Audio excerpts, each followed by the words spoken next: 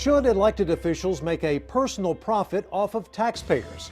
Well, tonight a viewer tip has us asking the Round Rock mayor about that. 6 months into his first term, we have uncovered evidence. Craig Morgan's company made more than $620,000 from city contracts since 2013. The mayor argues it's perfectly legal. But KXAN investigator Jody Barr discovered the city's own law book suggests the mayor might have to step down. It sounds sort of like the king sending out his men trying to collect taxes there. Kentuck knew as soon as he saw it, this meant trouble. They're going to move on the property here. And threatening to sue you. That's correct. It's a threat of lawsuit. And not just any lawsuit, a foreclosure. The county, through its hired law firm, was warning Tuck, pay the $2,300 tax bill or the firm would take him to court to take his land. What do you know about that law firm? I don't know anything about this law firm. McCrary, Vazelka, Bragg, and Allen specializes in debt collection, like Tuck's, primarily past due taxes and court fines for dozens of Texas cities and counties. That list includes Williamson County and the city of Round Rock. The man who oversees tax collections in those particular areas, Round Rock Mayor Craig Morgan. Consider a resolution authorizing the mayor to execute an agreement for collection of delinquent municipal court fees. In 2013, City Council voted to give the mayor's law firm a contract to collect past due court fines. Morgan stayed out of the vote. You're abstaining, right? Yes, as I mentioned Tuesday morning, I've already filled out the paperwork, and so I'll stay the reason on Tuesday morning. That paperwork the mayor mentioned, a conflict of interest form, shows he holds a substantial interest in MVBA, meaning he makes his living from the law firm. Item G8, consider a resolution authorizing the mayor to execute a tax collection agreement with Williamson County. Councilmember Morgan. Abstain. In 2014, MVBA won a second contract to collect those Round Rock taxes. In 2015, the city gave Morgan's law firm a third contract to collect library fines. But something we found in the city's law book shows it might not matter whether he abstained or filed paperwork. A city law says no member of city council shall have a financial interest in any city contract. An ethics watchdog group tells us that means the mayor can't do what he's doing here. Councilmember Morgan. Abstain. Carol Birch works with Texas Public Citizen, a group helping push ethics reform through the state capitol. Even if the mayor isn't himself doing that legal work, he benefits because his law firm benefits. This is from the city's own charter.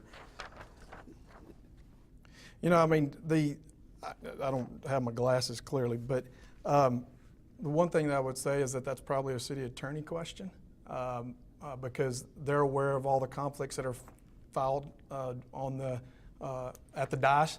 And so I think that's more probably a question for the legal. I don't have enough information on it to answer that question. Like I said earlier, I understand the perception of it, but again, there's processes in place and I followed those processes. Morgan says he simply works at MVBA and that city law doesn't come into play. Here's why. One part of the law addresses someone who owns stock in a company. Morgan says he does not.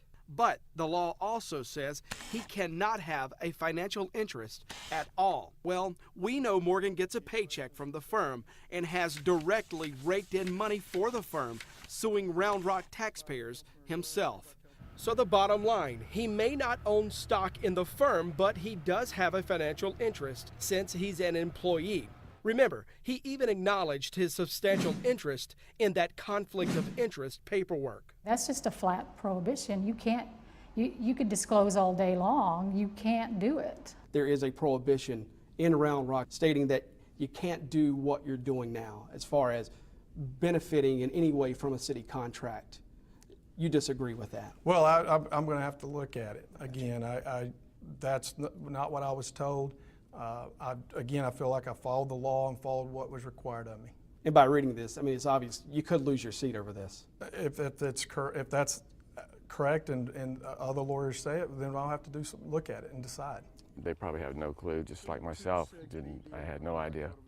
After we raised questions, the city paid a private attorney to research this law. He was once a member of the State Ethics Commission. Now, he disagrees with the ethics expert in our story, telling us because the mayor does not own part of the firm, he is exempt from this law.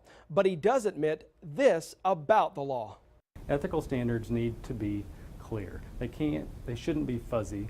They shouldn't be gray. They should be clear. And that way, if they're clear, everybody knows what rules we're all playing by. This could be clearer, and it should be clearer. Also remember, the mayor told us he does not own any part of that law firm. But check this out. Before we started asking questions, his bio on the firm's website listed him as a partner. And shortly after we reached out, the word partner was gone. The mayor says that's because the firm updates the website from time to time, not because of our investigation. Now, at this point, what happens to the mayor is all up to city council. The rules say if 2/3 of them find a violation, the mayor could be removed from office. And right now, we're awaiting a response on any plans to move forward. And in the meantime, these contracts will continue, and the mayor's law firm stands to make a lot more money. If it collects on all outstanding tax bills today, it would earn $335,000 from city taxes. We have a detailed breakdown of the financial ins and outs and more from the players in this case right now in the investigative section of KXAN.com.